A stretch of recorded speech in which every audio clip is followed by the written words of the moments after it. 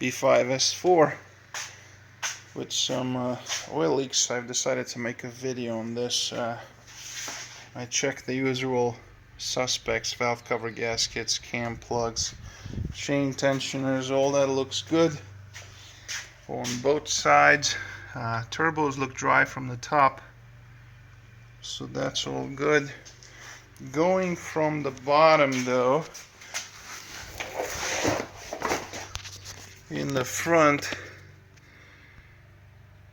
I've got some oil around the filter / oil cooler, but this looks fairly new, so I don't know if it's leaking again or if it's just coming from, higher. My guess is the second one, because I notice this corner of the oil pan is wet too. Now the oil pan has been silicone in, which is pretty terrible, but the even higher than that, I don't know if I can get to it to show you up there. Basically the upper oil pan is leaking and it's dripping at the bottom of the bell housing, on this, I think it's just being flung around, and on this brace. That passenger side turbo is leaking coolant. Let me see if I can zoom in a little bit. There you go.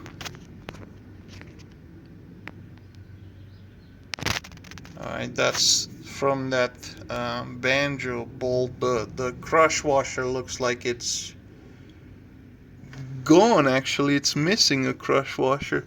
Look on the other side, it's got one on each side. Look on that one, it does not. In fact, it has no crush washers at all. Nice. So whoever put these turbos in left a couple of washers out, and that's leaking coolant. Now that's the passenger side turbo. The driver side turbo looks like it has all the washers for the coolant. However, the return line is leaking. I think it's the return line and it's not the turbo itself, because there's a little bit of oil right at the CHRA and the hot side. Obviously, probably is the return line. Either way, not a fun job to do with the engine in the car. There's more oil there, and again, that's consistent with the upper oil pan. That if you look down there, you'll see more oil around there, and kind of all the way across.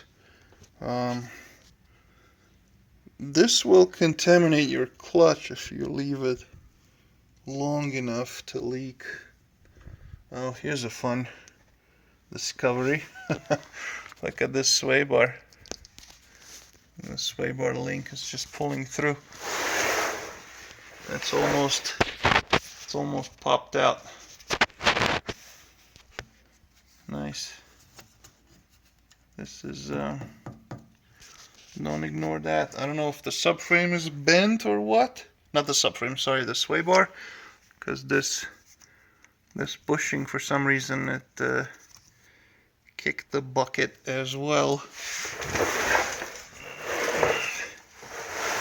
The other side, I don't even know if there is a bushing here anymore.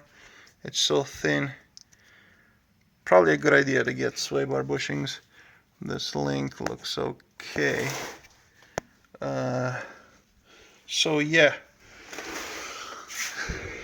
upper oil pan, some turbocharger, return lines, the turbo supply coolant line.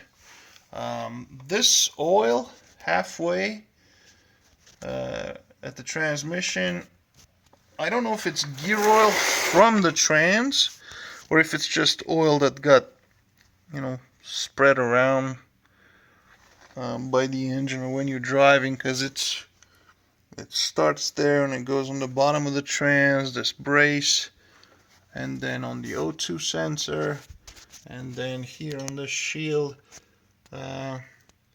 There's a possibility that I can't really see it, that the torsion diff seal could be leaking.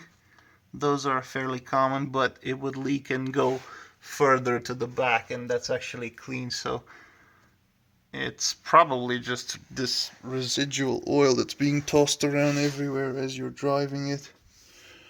But man, I don't know how you're gonna do all this stuff with the engine in the car, to be honest with you. This is